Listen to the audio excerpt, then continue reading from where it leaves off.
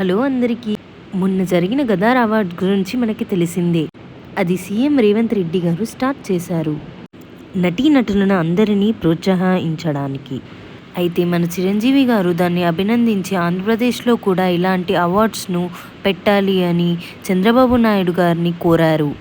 అయితే అందులో best heroine award Rashmika Mandanna గారికి వచ్చింది. అయితే అది ది గర్ల్ ఫ్రెండ్ మూవీకి వచ్చింది.